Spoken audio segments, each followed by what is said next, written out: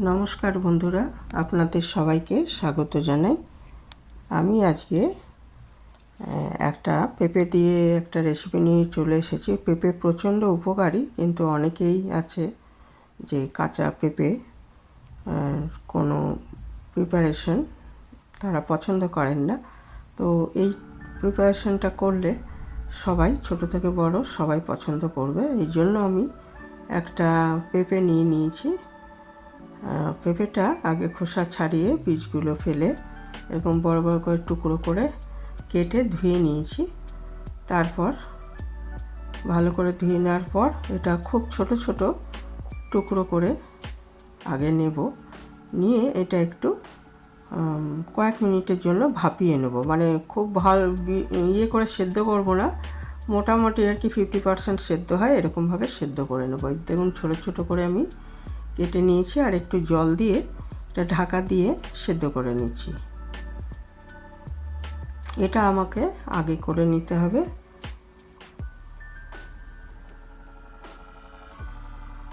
যখন এরকম কয়েক মিনিট পরেই দেখবেন এরকম ফুটতে আরম্ভ করেছে, এরকম যখন ফুটতে থাকবে তখন কয়েক সেকেন্ড পরেই এটা বন্ধ করে ঢাকা দিয়ে রেখে দেবেন। তাইলে দেখবেন 50 থেকে 60% এটা সেদ্ধ হয়ে যাবে, পুরো সেদ্ধ করার দরকার নেই। আর এখানে আমি 2টো পেঁয়াজ, কয়েক কোয়া রসুন, 3টে কাঁচা লঙ্কা এগুলো নিয়েছি। পেঁয়াজগুলো 3ভাবে আমি কাজে লাগাবো। কিছুটা পেঁয়াজ হচ্ছে আমি একটা পেঁয়াজের অর্ধেক আগে আমি এটা ছোট ছোট করে কেটে নিয়েছি, আর কয়েক টুকরো কাঁচা লঙ্কা এটা আগে হাত দিয়ে একটু এরকমভাবে ডলে দিচ্ছি। তাহলে কি হবে না, এটা কাঁচা লঙ্কাটা একটা খুব সুন্দর গন্ধ এর মধ্যে ছাড়বে।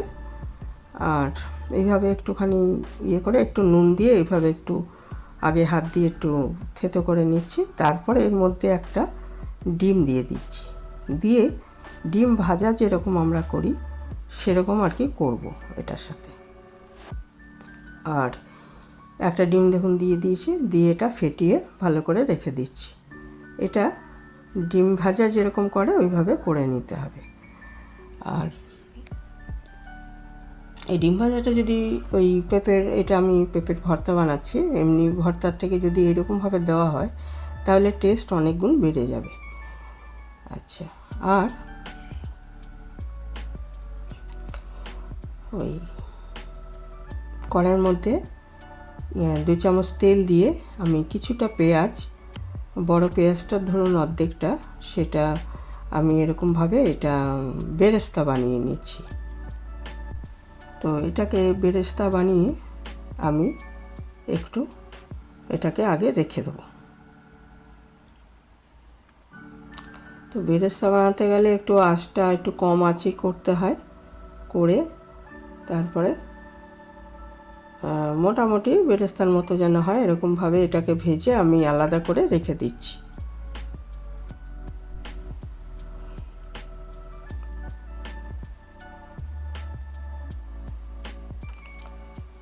তো বেরেস্তাটা করে একটু রেখে দিচ্ছি আলাদা। তারপর ওই কড়াইয়ের মধ্যে যে তেল ছিল তার মধ্যে আমি ডিমটা ভেজে নিচ্ছি। একটা পেঁপের জন্য একটা ডিম দিয়েছি, কেউ যদি চান এর মধ্যে 2টো ডিম অবধি দিতে পারবেন। আমি পুরো পেঁপেটাই ব্যবহার করেছি, সেই জন্য মানে 2টো ডিমও ইচ্ছে করলে দেওয়া যাবে, তো আমি একটাই ব্যবহার করেছি। তো এই ডিমটা আগে ভেজে তুলে নেব। আর ওদিকে দেখুন বেরেস্তাটা করে রেখে দিয়েছি একটা থালায়। তারপরে ডিমটা ভেজে আমি এটা ভাজাটা আপনি যেমন খুশি আর কি, একটু ছোটো করে এরকমভাবে করে দিতে পারেন টুকরো টুকরো, তাহলে ভাজাটা তাড়াতাড়ি হয়ে যাবে। ভালো করে ডিমটা ভেজে নিতে হবে।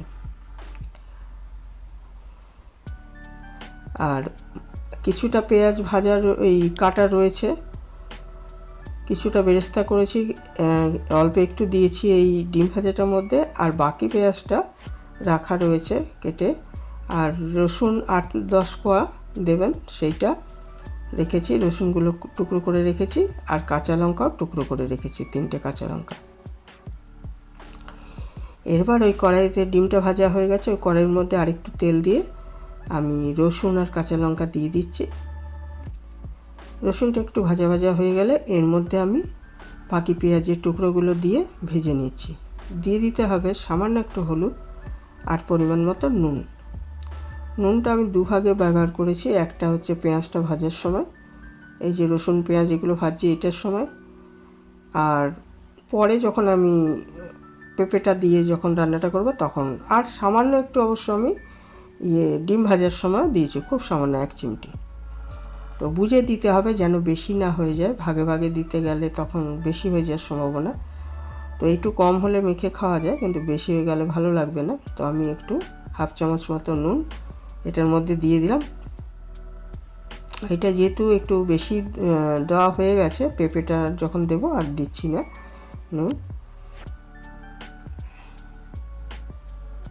পেঁয়াজ, রসুন, কাঁচা লঙ্কা এগুলো ভালো মতো ভাজা হয়ে গেলে এর মধ্যে ওই সেদ্ধ করে রাখা পেঁপেটা জল ঝরিয়ে এর মধ্যে দিয়ে একটু ভেজে নিতে হবে।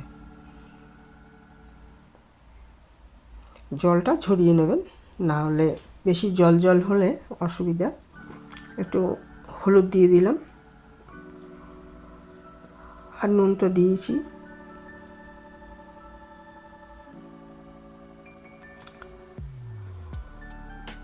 এবারে আমি পেঁপেগুলো জল ঝরিয়ে রেখেছিলাম সেটা এর মধ্যে দিয়ে দিচ্ছি, দিয়ে ভালো করে একটু ভেজে নিচ্ছি। এর মধ্যে সমস্ত পেঁপেটা দিয়ে দিচ্ছি।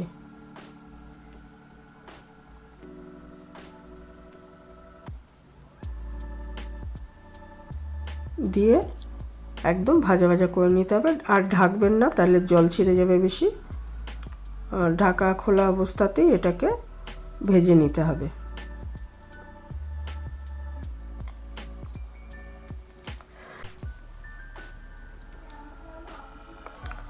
তা এটাকে আমি ভালো মতো ভেজে নিচ্ছি।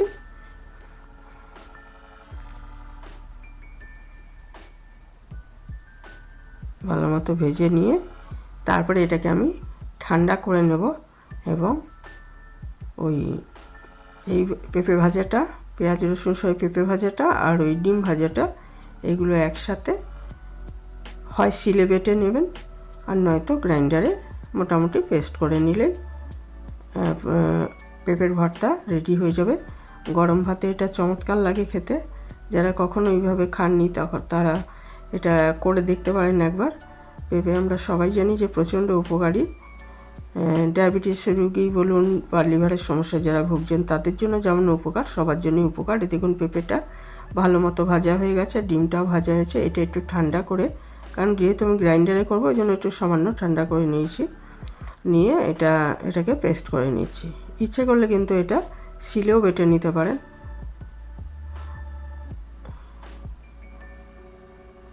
আচ্ছা, এরপরে ওটা আমি একটা প্লেটে নিয়ে নিয়েছি, আর ওপরে পেঁয়াজের বেরেস্তাটা ছড়িয়ে দিচ্ছি, এবং তারপরে এর উপরে পেঁয়াজ বেরেস্তার একটু ভাজা তেল, পেঁয়াজ বেরেস্তাটা করার সময় যে একটু ভাজা তেল আমি রেখে দিয়েছিলাম একটু বাটিতে, সেটা এর উপরে ছড়িয়ে দিচ্ছি। তাহলে এটা রেডি হয়ে যাবে। ভীষণই সুস্বাদু হয়, এটা অবশ্যই একবার করে দেখবেন বন্ধুরা। এইখানে শেষ করছি, ভালো থাকবেন সবাই। নতুন বন্ধু কেউ এসে থাকলে চ্যানেলটা সাবস্ক্রাইব করার অনুরোধ রইল, আর ফেসবুক পেজ থেকে যারা দেখছেন তারা পেজটা ফলো করবেন, এই রিকোয়েস্ট রেখে শেষ করলাম এখানে।